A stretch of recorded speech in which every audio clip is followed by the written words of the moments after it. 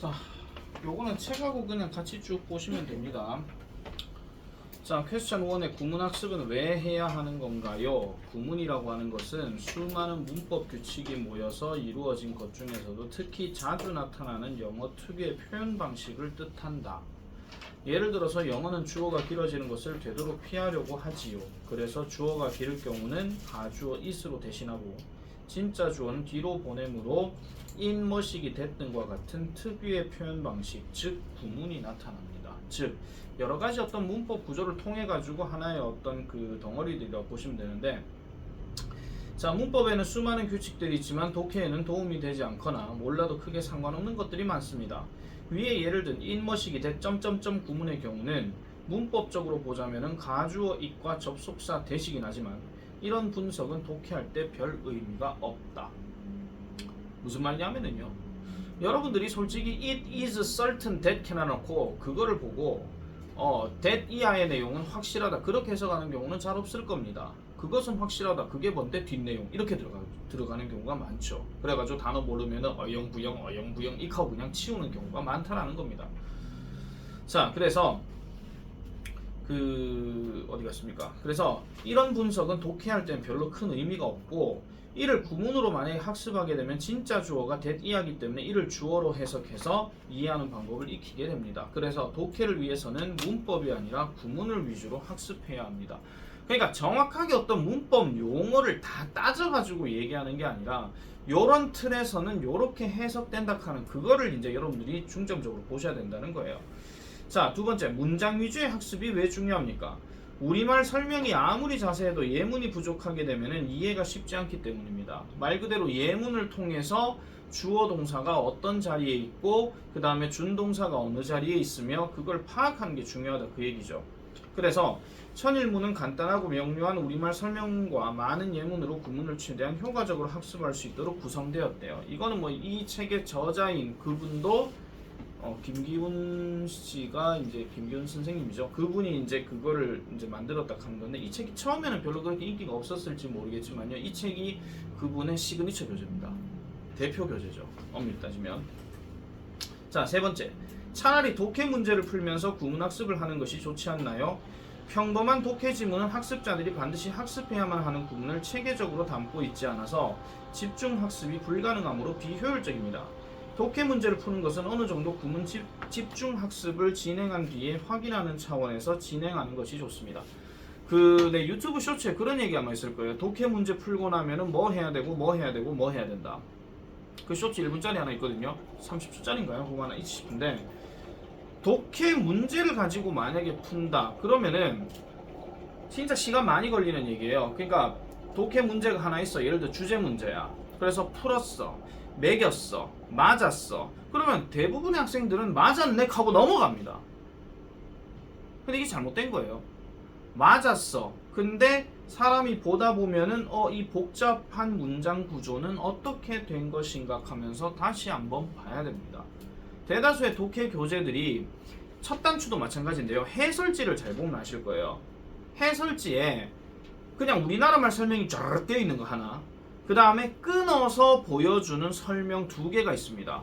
그리고 그 다음에 또 하나 더 얘기하는 게 약간 복잡하게 보이는 어떤 문장 구조를 이런 식으로 표시를 이제 다 해놨어요. 그건 첫 단추뿐만이 아닙니다. 다른 것도 다 그래 되어 있습니다.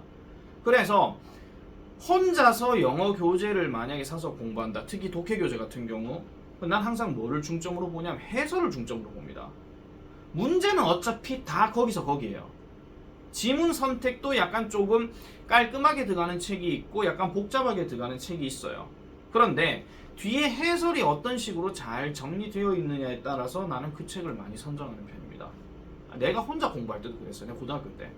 난 답지 해설이 좀 이상하게 나와 있으면요, 제대로 안 봤거든요. 그러니까 우리 때는, 자, 나 때는 말이야 갑니다. 우리 때는 수능 특강 이 세대가 아니에요. 그러니까 수능 특강이 있긴 있었는데 그게 지금 뭐 수능 연계 교재니 나발이니 하면서 고3 때 무조건 봐야 하는 필독서가 아니었어요. 우리는 학교 선생님이 예를 들어 국어가, 우리 고3 때 국어쌤이 한 2분 계셨으면 교과서를 일단 하지 않고 문제집을 합니다. 우리는 그때 이제 국어라고 얘기하지 않고 언어 영역이라고 얘기했으니까 언어 영역 종합편을 하거든요. 언어 영역 종합편은 딴 거 없고요. 뭐 어떤 국어의 어떤 기본 개념을 설명한 게 아니고 죄다 문제예요. 소재 파악 들어가는 거. 뭐 인문이면 인문, 과학이면 과학, 뭐 종교면 종교 뭐 이런 거 있잖아요. 그런 것들을 하는데 책을 딱 보는 순간에 왜 이 책을 선생님이 선정하셨지? 라고 물음표가 3개가 나오는 그런 느낌이 드는 거예요. 그 당시에 우리가 제일 좋아했던 책은 뭐냐면은 지금은 별로 인기 없는 책이긴 하지만 디딤돌사에서 나왔던 그 시중에 여러 책들이 있었거든요. 디딤돌에서 많이 만들어냈던 거. 지금 아마도 수학책에서 유명한 책이 아마 개념원리일 겁니다. 원래 그 디딤돌사가 개념원리로 정말 유명하거든요. 근데 우리 때는 개념원리가 유명한 게 아니었고 우리 때는 정석이었어요. 수학의 정석 해가지고 왜 약간 뭐 성경책 아닌 것이 뭐 대땅 두꺼운 거 있잖아요. 뭐 문제 예제 하나 설명하고 유제 한 문제 딱 나오고 유제 문제집 해가 쪼매난 거니까 또 팔고 뭐 이런 거 있었거든요. 도대체 이걸 왜 공부해야 되는 거야? 하면서 막 했었는데 어쨌든 그런 세대였는데 개념 원리 나오고 그 다음에 디딤돌의 어떤 영어 교재나 아니면 국어 교재나 이런 게 해설이 정말 깔끔했어. 그리고 종이 질도 정말 좋았고요. 난 그래서 디딤돌 정말 좋아했는데 두산 동아에서 나온 무슨 문제집을 하나 선정하셔가지고 하는데 그 종이는요 이런 A4지 이런 게 아니고 약간 좀 갱지 느낌? 시험지 있잖아요, 시험지. 약간 그런 느낌의 어떤 문제. 이걸 왜 해? 하면서 해설도 뭔가 자세한 게 없어. 그래서 우리 때는 그런 얘기가 많이 있었죠. 아, 이 교재를 선정하면 선생님이 뒷돈 먹는다 뭐 이런 거 있잖아. 그런 게 좀 하나 있긴 있었거든요. 그랬었는데 그러니까 결론은 뭐냐면은 해설을 제대로 보고 거기에 구문 설명이나 이런 걸 보고 아 요게 이런 거구나 하고 그렇게 이제 공부하는 거죠. 그래서 여러분들 답지를 내가 안 걷어가는 이유가 혼자서 공부할 땐 그걸 보라는 거예요. 내 마음 같아서는요 답지만 그냥 읽어주고 싶은 그런 마음도 좀 있습니다. 그것만 설명해도 되거든요. 마음 같아서는. 자 계속 갈게요. 자 문장 암기를 꼭 해야 하나요? 사실 이 책의 저자분은 이런 얘기를 하셨습니다. 천일문 기본은 암기예요. 이걸 많이 외우라고 얘기하거든요. 근데 천일문 핵심은 조금 얘기는 좀 달라요. 자 일단 볼게요. 문장 암기는 실전 영어를 위한 진정한 영어 능력 향상에 많은 도움이 됩니다. 그래서 어떤 학원에서는 통문장 영어 해가지고 있잖아요. 그런 학원도 요즘은 잘 안 보이는데 엄청나게 많이 외우게 만들어요. 그걸 자기도 모르게 그냥 튀어나오게 하려고.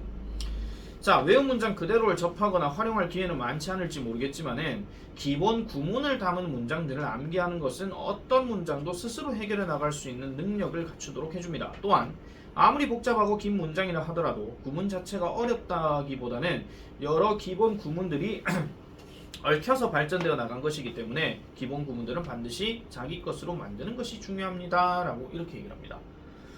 자 입문편 있고 기본편 있고 핵심편 있고 완성편 있습니다. 자 입문편 가장 빈출되는 구문을 500개 문장에 담았으므로 빠른 학습이 가능합니다. 자 우리가 일단 첫 문장이 딱 요 스타일입니다. 첫 문장 생각보다 안 길거든요. 그러니까 능률의 첫 문장 기본 시리즈가요 천일문 입문편이랑 거의 비슷해요. 문장 길이만 놓고 봤을 때. 그 다음 기본이 되는 구문을 빠짐없이 1001개 문장에 담아서 탄탄한 기본기로 완성할 수 있습니다. 그래서 천일문 기본을 여러 번 보면 있잖아요.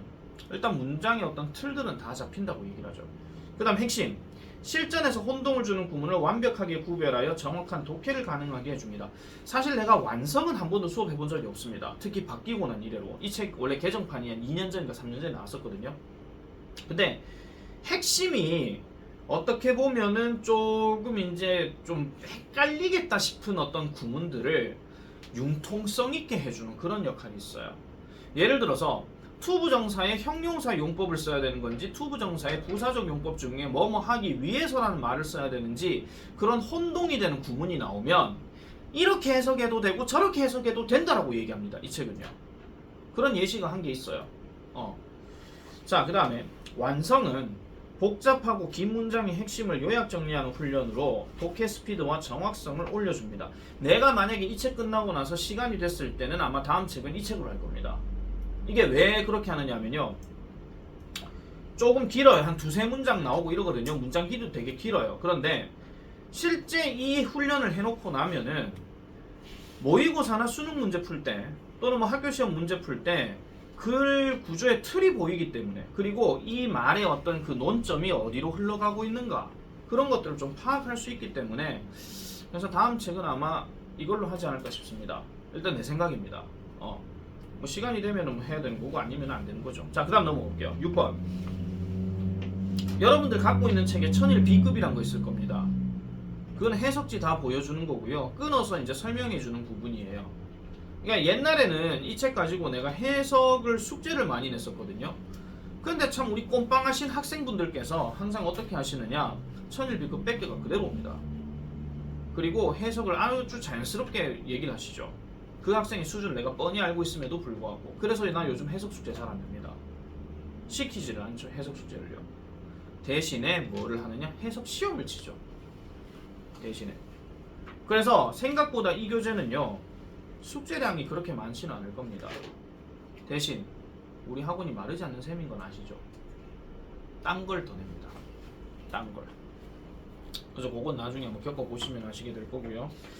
자, 그래서 천일 B급의 끊어읽기는 의미 단위의 부분을 말하는데 본인의 끊어읽기가 천일 B급과 다르다 하더라도 해석이 서로 완전히 다르지만 않다면 상관없습니다. 근데 한 가지 분명하게 끊어야 될 부분은 전치사 명사구는 반드시 끊어줘야 됩니다. 네, 그 부분을 끊는 거는 다 통일이 되어야 한다라는 거 이렇게 보시면 되겠고요. 자, 백그라운드 너리지로 가보겠습니다.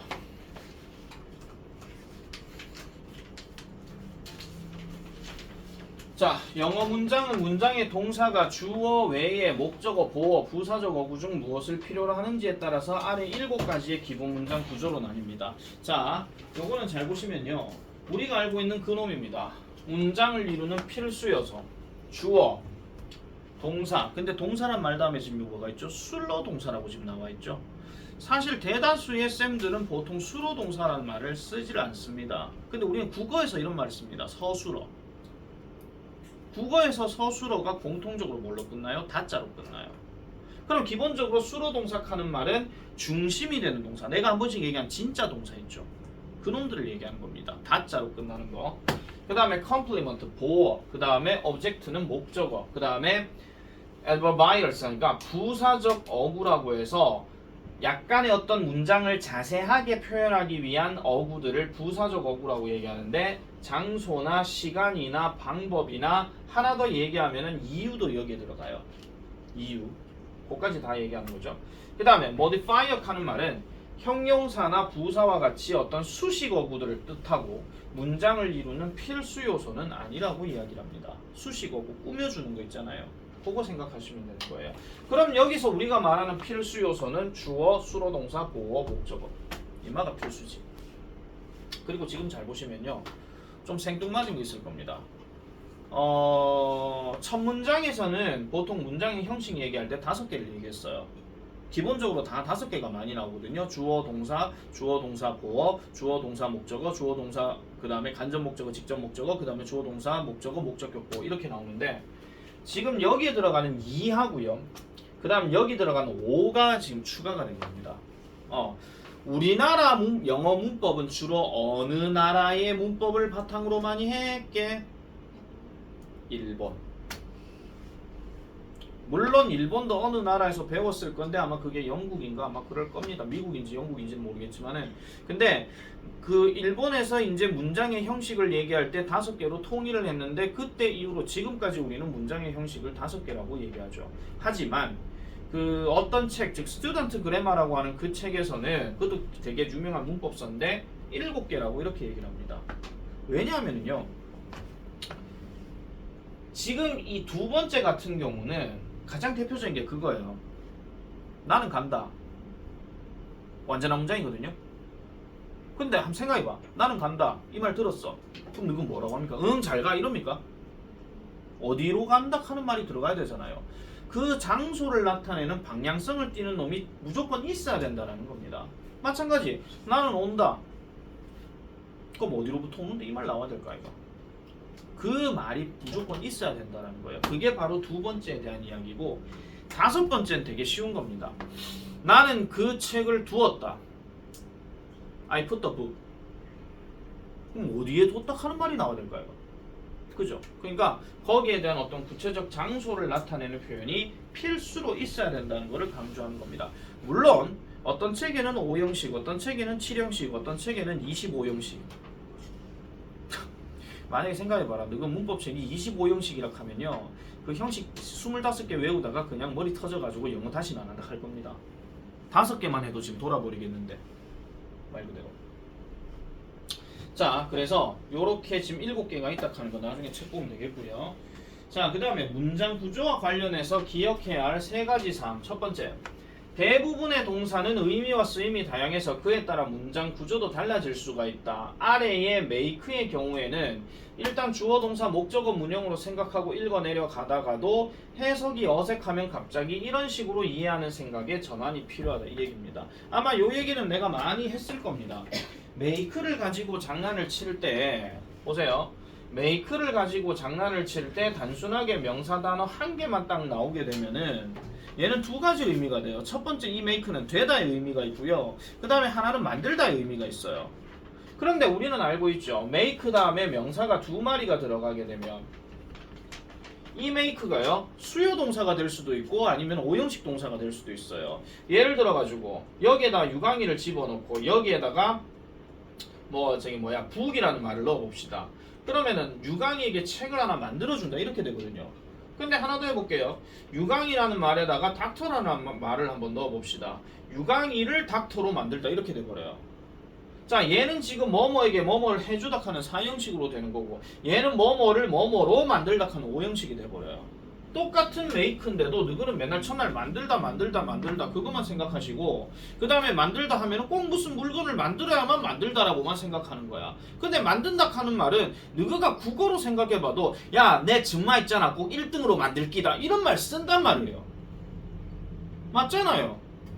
그러면 자를 1등으로 만든다 하면 당연히 밑에 거에 해당되는 거 아닙니까? 그 얘기예요. 똑같은 make인데도 단순하게 어떤 물건을 예쁘게 만들다 아니면 예쁘게 만들어가지고 얘를 준다 아니면 얘를 이걸로 그냥 이렇게 만들어 버린다. 하다못해 뭐도 있습니까? 유광 다음에 go to bed란 말 한번 넣어볼게요. 그럼 유광이를 자러 가게 만들다 그 얘기잖아요. 맞잖아요. 그럼 자러 가게 한다. 그래서 얘는 뭐에 해당되는 거예요? 우리가 알고 있는 사역동사 make 여기에 해당되는 거잖아요.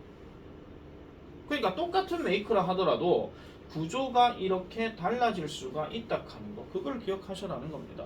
동글동글하게 생각하셔야 돼요.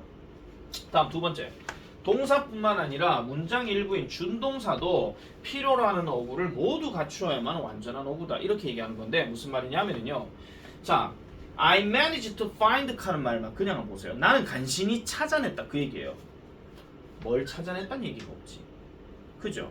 얘를 지금 동사로 써가지고요. 얘도 어떻게 보면 동사 역할을 하는 건데 야 다음에 간신히 뭘 찾았다는 얘기가 없으면 이거는 문장 형성이 안 된다라는 겁니다. 그래서 따로 이렇게 둬야 돼요. 따로.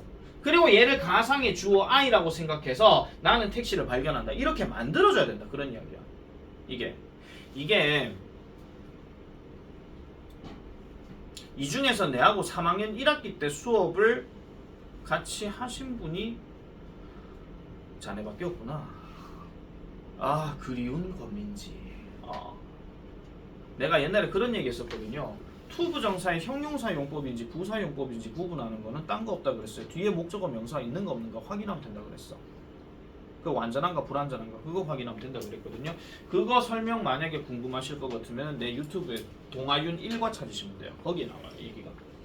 자, 그 다음에 3번째, 영어 문장은 대부분 주어 동사 목적어가 대부분이어서 목적어 유무에 의한 완전한 구조의 문장인지 아닌지가 판가름 나는 문제들이 많습니다. 자, 줄 거주세요. 목적어 유무에 의해 완전한 구조의 문장인지 아닌지. 우리는 관계대명사 배우고 접속사 배우고 아니면 똑같은 that을 배우고 아니면 what을 배우면서 뒷구조가 완전하다 불완전하다 하는 이런 얘기 엄청나게 많이 들었습니다. 그러면 항상 대표적으로 나오는 게 주어 동사 목적어 나오면 무조건 완전하다라고 이야기를 하죠. 대부분이 그래요. 그 이상으로 넘어가게 되면은 문제화 삼기가 좀 힘들 수가 있거든요. 그래서 마치 완전한 구조는 주어 동사 목적어라는 잘못된 개념이 머리에 잡힐 수가 있기 때문에 이것도 주의를 해주셔야 됩니다. 예를 들면 이런 겁니다. 자, 보세요. 예를 들어 가지고 자, the letter라고 해볼게요. the letter예요. 여기다 관계대명사 친절하게 위치 하나 넣어 드릴게요. 원래 생략 가능하니까. 그 다음에 I sent him이에요. 이렇게만 보면 나는 그에게 보냈다? 아, 그 얘기라고 안 해. 나는 글을 보냈다. 쌤, 주어 동사 목적어 완전한데요? 이게 그 룰은 아니잖아. 그 얘기잖아. 왜? 더 레터가 일로 빠져야 되거든. 나는 그에게 그 편지를 보냈다야. 그럼 내가 그에게 보냈던 그 편지 이래 되는 거죠. 이 문장 구조만 딱 보고 난 다음에 완전하다 이렇게 하시면 안 돼요. 이거는 누구의 특징이냐면 이 샌드의 특징이에요. 샌드의 특징. 샌드는 항상 뭐가 있어야 돼요? 받을 놈이 있어야 되고 받을 물건이 있어야 되죠. 그래서 우리는 보통 그거를 수요 동사라고 이야기를 합니다. 그래서 뒷구조 잘 보셔야 되고요. 그 다음 계속 가볼게요. 자, 그 다음에 SV하고 SV입니다. 자, SV 문형은 우리가 흔히 말해서 일형식 문장이라고 얘기하는데 단순하게 주어와 동사만으로 의미가 완전하다라고 얘기하지만 실제 영어 문장에서는 주어 동사만 쓰는 게 아니고요. 주어 동사의 의미를 좀 더 명확하게 해주는 수식어구를 동반하는 경우가 많습니다. 자, 이 대표적인 게 어떤 거냐면요. 적으세요. 부사, 전치사, 명사. 제일 많습니다. 제일 많아요. 제일 많아요. 그래서 SV로 시작되는 동사들 대표적인 단어. 자, 지금 여러분들 잠깐만, 이게 있잖아요. SV로만 무조건 국한되었다고 생각하시면 안 됩니다. 특히 아까 말씀드렸던 make 뭐 이런 거 있잖아요. 아니면 get 같은 거 이런 것들은 다른 형식에서도 정말 많이 나와요. 그런데 지금 arrive나 work나 run 같은 경우 지금 arrive는 순수 100% 지금 SV 문형이 맞거든요. 근데 work는 상황에 따라 다릅니다. 지금 여기서 work는 걷답니다. 하지만 우리는 work라는 단어가 다른 뜻이 있습니다. I walked my dog. 뭡니까? 산책시키다. 이 말도 들어가죠. 그럼 이렇게 들어가면 얘는요 자동사가 아니라 타동사가 돼버려요. 여기는 지금 걷다예요. 하나 더. run이라고 하는 단어는 달리다 말고 무슨 뜻이 있습니까? I run my factory. 나는 내 공장을 런한다. 내가 사장이야. I run my factory. 뭔가 떠오를 것 같은데 갑자기 국어로 얘기하려고 하니까 안 떠오르죠 지금. 운영하다. 이 말도 있잖아요. run이란 단어가 뒤에 목적어 명사가 들어가게 되면 다른 뜻으로 쓰인다고요. 지금 멍하니 들으시면 안 돼요. 진짜 집중해서 들으셔야 돼요. 진짜. 다음. happen, occur, appear 하는 말들도 순수 100% 자동사입니다. 자, 순수 100% 자동사는 무조건 뭐가 안 된다고 얘기 들었지요? 수동태. 아시겠죠? BPP 절대 못 쓴다고 얘기했습니다. 그 다음에 rise, die, fall 역시 마찬가지입니다. 특히 rise하고 die는 100% 자동사입니다. 얘네 수동태 안 됩니다. 지가 죽은 거지 지가 죽임을 당했다라고 얘기하면요 die 안 씁니다. be killed 쓰죠. 그 다음에 grow. grow는 자라다 말고 다른 뜻이 있습니다. 또 뭐 있습니까? I grow my flower. 키우다, 기르다 이런 말도 있잖아요. 그래서 기르다나 키우다가 들어가 버리게 되면은 역시 SV에 안 되는 겁니다. 지금 내가 이렇게 지금 다른 뜻 써드린 거는요 SV에 해당되지 않는 걸 지금 말씀드리는 거예요. 해당되지 않는 거. 그 다음에 비동사, 있다, 존재하다 이런 말도 있죠. 지금 있다, 존재하다예요. 하지만 우리는 비동사가 다른 뜻이 또 있습니다. 뭐냐? 이다가 있고 그 다음에 형용사 하다가 있죠. 얘는 여기 해당 안 돼요. 얘는 주격 보호가 들어가는 거 그거에 해당되는 거죠. 그래서 있다, 존재하다의 대표적인 단어란다. 저 단어를 이용해 가지고 많이 쓰는 구문이 그 이름도 유명한 there is나 there are이죠. there is, there are. 근데 누구는 there is, there are 위에서 간지 않아. 거기에 있어! 이렇게 하고 앉았어. 잘못됐다는 얘기는 아닙니다. 물론 시간만 좀 더 길어질 뿐이죠. there is a book 한데 거기에 책이 있어. 그 듣는 놈 생각해봐. 거기에 책이 있어. 그렇군. 이렇게 합니까? 거기가 어딘데 이러겠지. 자, 그 다음에 run away, get up, sit down 이런 일부 부동사들도 있다 하는 거. 자, 예문은 지금 따로 말씀드리지 않겠습니다. 이거 설명하기 되면 시간 엄청 많이 잡아먹어요. 밑에 해석이 있습니다. 그래서 밑에 해석 보고 주어 동사 연습을 확인해 주시면 되겠고요. 자, 그 다음 넘어갈게요. 자, SV 문형 중에서 반드시 장소나 시간을 나타내는 부사적 어구가 있어요. 자, 줄 보세요. 반드시 장소나 시간 등을 뜻하는 부사적 어구. 반드시 시간이나 장소가 있어야 된대. 아까 내가 말씀드린 저 go입니다. 선생님 go 없는데요. go의 과거형 went요.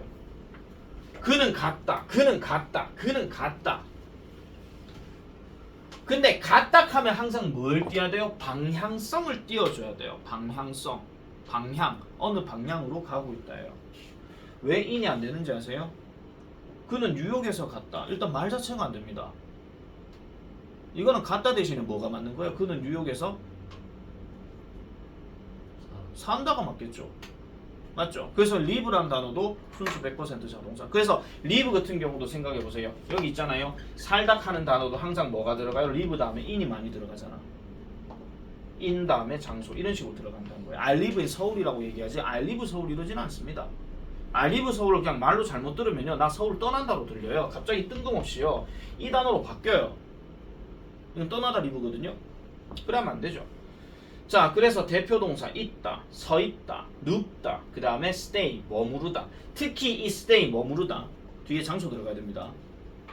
무조건 기억하셔야 돼요. 어디에 머무르다라고 얘기할 때는 전치사와 장소가 같이 들어가야 된다 하는 거 꼭 기억해 놓으셔야 됩니다.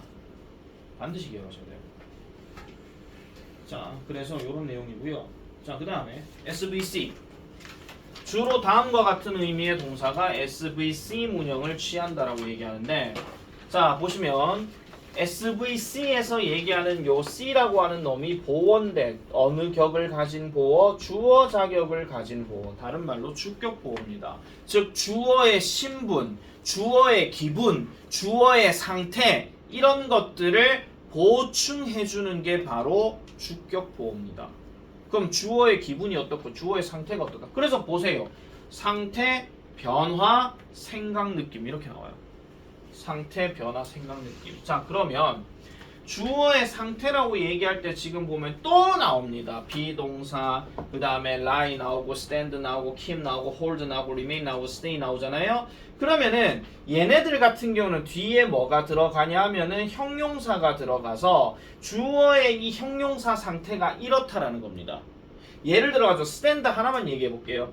여러분들이 I stand still이라고 만약에 얘기합시다. 이거 그냥 여러분들 보면 이렇게 해석할 걸. 나는 아직도 선다. 근데 still이 다른 뜻으로 뭐가 있어요? 응? 안 들려요? 누가 얘기한 것 같은데? 잔다고요? 아니요, 아직도 여전히는 같은 놈이에요. 나는 여전히 선다고요? 아니요, 여전히 하고 지금 아직도 둘 다 부사예요. 난 지금 형용사 쓴 거예요, 지금 still이.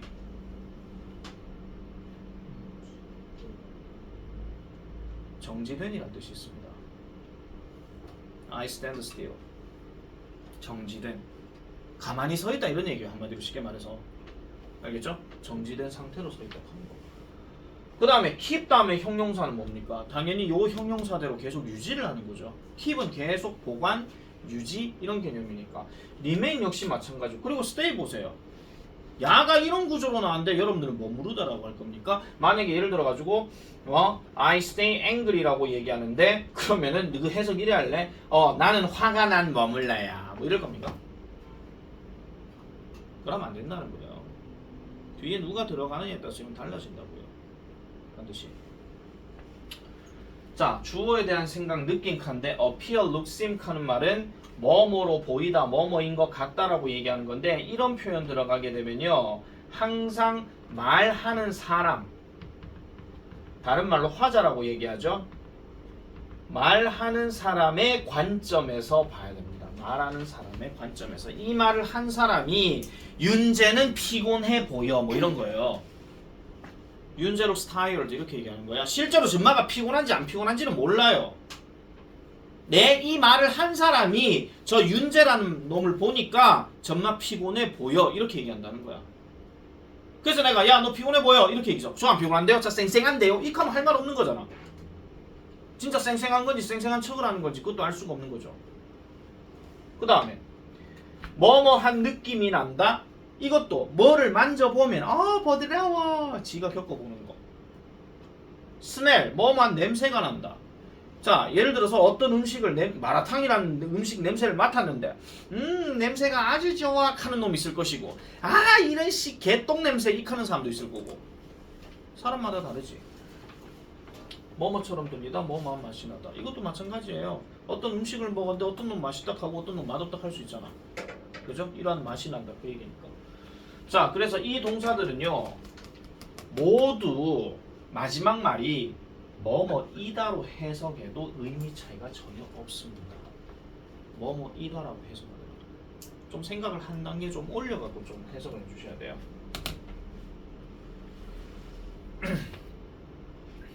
자, 그래서 지금 여기 예문에 보면요, the speed seemed surprising 하는 말하고 the speed was surprising 하는 말하고요. 하나는 지금 그 속도는 놀라운 것 같았다는 말이고 그 속도는 놀라웠다는데 지금 정확하게 등호 표시를 안 해놨죠.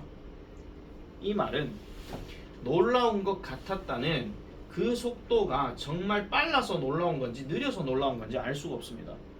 근데 이 말은 뭐예요? 진짜 놀라웠다는 거예요. 말 그대로. 그냥 말 그대로 놀라웠다 그 얘기입니다. 그걸 봐주면 된다는 거죠.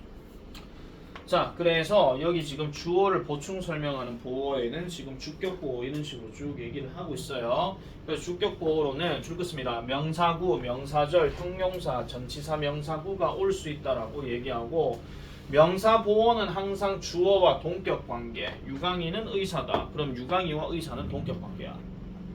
그 다음에 형용사나 전명구 보어는 주어의 성질이나 상태 등을 설명한다. 이렇게 얘기하는 건데 뭐 하나 예를 들어 가지고 해볼게요. His advice is of use 하는 말. 지금 전치사 명사죠. 얘가 이렇게 들어가서 다른 표현으로 바꾸게 되면은 useful로 바뀌어요. FUL로 끝난 것들은 무조건 다 형용사야. 그래서 그의 제안은 그의 충고는 유용하다 이렇게 들어갈 때 이런 것도 참고로 기억을 하시면 됩니다. 앞으로 독해할 때 되게 많이 나올 거니까. 자, 그러고 요거 별표칩니다. 요 문장 이거 조심해야 돼요. 형용사 보어는 우리말 부사처럼 이렇게 해석 우리말로 부사처럼 해석되는 경우가 있으므로 영작할 때 형용사 보어를 부사로 표현하지 않도록 해야 된다라고 얘기하는데 지금 이 예문 말고요. 제일 여러분들이 친숙한 예문 하나 보여드릴게요. He makes me happy. 자연스럽게 해석하면 그겁니다. 그는 나를 행복하게 만든다. 우리말로도 그는 나를 행복하게로 보여. 근데 니네 무슨 짓 하는지 아세요? 유광이 고개 들어. 무슨 짓 하는지 아세요? 행복하게네요. 그럼 하게니까 해필리겠죠. 왜? 행복하게니까. 이렇게 가고 틀리는 경우가 많더라고요. 해석에 포인트를 두는 게 아니고요. 구조 자체에다 포인트를 두셔야 돼요. 구조 자체에다가. 이게 만약에 해필리가 답이 되면요 이렇게 돼버려요. 그라는 애가 나를 어떻게 뭐 흙으로 빚어가지고 만들면서 어떻게 만들면서 헤헤헤헤헤 이렇게 하면서 만들고 있는 거예요 그냥. 아니 그렇다고요. 그렇다고 여러분들 표정들이 영 뜨뜻미지근하네 진짜. 그렇게 한다고. 그러니까 뭘 만들면서 감정이 행복한 상태다 그 얘기야 그냥. 말이 이상하잖아. 자, 그래서 요 예문도 그렇게 보면 되겠고. 자, 17페이지 넘어갑니다. 주어 동사 목적어.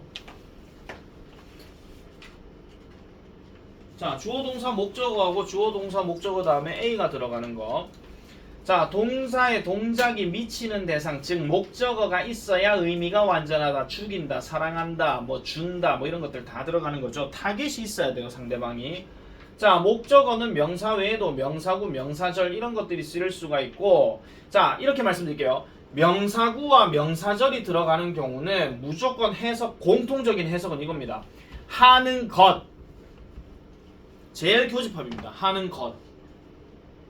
명사절에서 좀 더 들어가게 되면 하는 지도 들어갑니다. 하는 지. 그는 궁금하다. 내가 오늘 짜장면을 먹을지. 뭐 이런 거 있잖아요. 그거.